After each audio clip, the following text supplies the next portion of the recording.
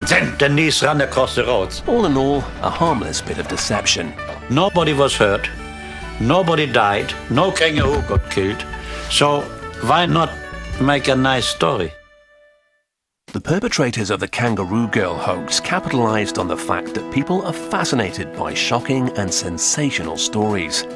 And plenty of people bought into this one. But what about other famous wild child stories? Could they be real? But among the many reported cases, there are a handful that deserve a closer look. Perhaps the most carefully documented account of a feral child came from southern France at the turn of the 19th century. Once there was a child left to himself in the woods. This is a 1970s movie trailer for Francois Truffaut's film Wild Child. It dramatized the story of Victor of Aveyron and was based on eyewitness accounts of the day. Proof of the animal in all of us. One cold morning, just a few days into the year 1800, the citizens of a southern French village woke to find that a wild-looking boy had appeared from the nearby woods. Some villagers claimed to have glimpsed him before, and local legend had it that he'd lived in the woods from an early age.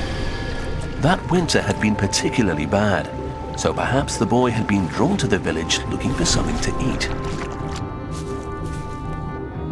Eventually, he was taken in by a budding psychologist, Dr. Jean-Marc Gaspard Dittard, who gave him the name Victor. Like John Sabunia, Victor wasn't able to communicate with humans. He disliked clothes, wouldn't eat the food prepared for him, and seemed to prefer the outdoors. We know a lot about Victor because his rehabilitation was closely followed by the leading scientists of the day, who were embroiled in an age-old and fundamental debate. What does it mean to be human? Will a child raised in the wild become a man or a beast? Will a boy living with wolves become wolf-like? Or is he hardwired to be human? Are we essentially the product of nature or nurture? Dr. Adriana Benzaken, an author and Mount St. Vincent University professor, believes that the driving force behind the scientific interest in feral children centers around the old debate of nature versus nurture. Some scientists believe that to study human nature, you had to somehow peel everything that had been added by society, by education, and get to the core, get to the natural man. How could you do that? The simplest way to do this would be to take a child, deprive it of any human contact, and see how it develops. But of course, this would be illegal, never mind unconscionable. Indeed, the very idea became known as the forbidden experiment.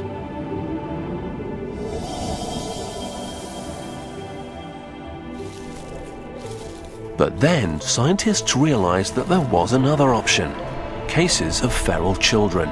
Children who by accident had been taken away from society and had grown in isolation from society. Some people believe that by studying such cases, you could really see what was natural about human beings and what in a human being is social or is acquired. Victor of Aveyron walked out of the woods at the very height of this debate. In the case of Victor of Aveyron, we have reports of sightings of him dating from at least a year before his definitive capture. There is a strong possibility that he had been living that way for at least 3 years and perhaps longer. Here was an apparently genuine case of a child, about 12 years old, who'd been cut off from society and was living in the wild. Was this boy a natural human, or had he devolved into an animal? Was he the product of nature or nurture? But if Itard and the public had been expecting a noble savage, they were sorely disappointed. Victor was no Tarzan. As Truffaut's film shows, the boy remained wild and uncontrollable. Most disappointing of all was that while he clearly understood some words, Victor never really developed human speech. How could society get the answers it wanted if the boy couldn't give them? Itard's frustration grew as the boy continuously failed to respond, and his critics became increasingly hostile. In the end, Itard gave up, and Victor spent the rest of his life in an institution. But it seems that Victor started a trend. The interest in these stories somehow breeds more stories. By the early 20th century, cases of children allegedly raised by animals had appeared around the world. The most famous of these stories emerged from northern India. In 1920, a missionary traveling through the Bengal jungle was shocked to discover 2 infant girls living among a pack of wolves. Reverend Singh mounted a rescue mission to save the children, in the process killing their adopted wolf mother. He brought the girls back to the orphanage run by him and his wife in Midnapore, determined to give them a good Christian upbringing. The younger girl, Amala, didn't survive, and with the other, Kamala, progress was slow. Singh kept a journal which describes what you might expect from a child raised by wolves. She couldn't talk, walked on all fours, ate raw meat, and scratched at the door to be let out. It took years, but eventually Reverend Singh and his wife claimed to have taught Kamala to behave as a human. The scientific community learned of Kamala's case in the late 1920s when the story hit the British news. Sadly, by that time, Kamala had died of cholera.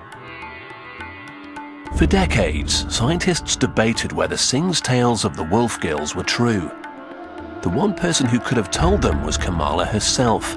But like Victor, she never learned to speak. This appears to be a common theme. Few, if any, children who grow up in the wild are reported to ever learn language. Scientists now believe that nearly all babies are born with the ability to learn to speak. But in order to master language, they have to hear it during their formative years. For Victor of Aveyron and Kamala, the window of opportunity may have closed during their time in the wild, away from human contact. The same appears to have been true of John Sabunya in Uganda. Although the facts of his early childhood are unclear, it appears that the boy was deprived of human contact for a period of between 6 months and a year. When the young child was brought out of the jungle and into the Ugandan village as a frightened wild boy, he too had trouble making himself understood. When he was annoyed, he used to make a lot of noise, crowing like an animal. Go. His behaviors were different from ours.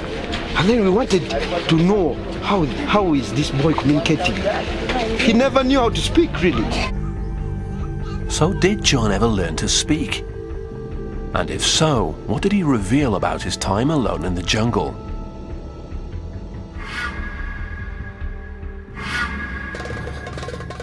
No one seemed to know exactly how long John Sabunya lived in the Ugandan wilderness before he was rescued. But what is clear is that during that time, and isolated from all human contact, he apparently lost the ability to communicate with people.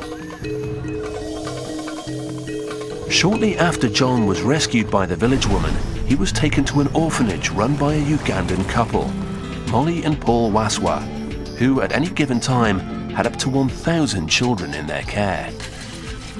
But Molly admits that John was different from all the other children.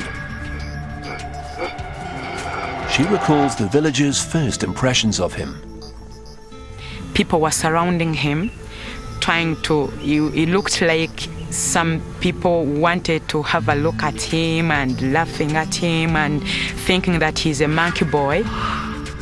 They told him he's half human and half animal. At first, Molly found the idea of keeping John in her household shocking. I said, oh my God.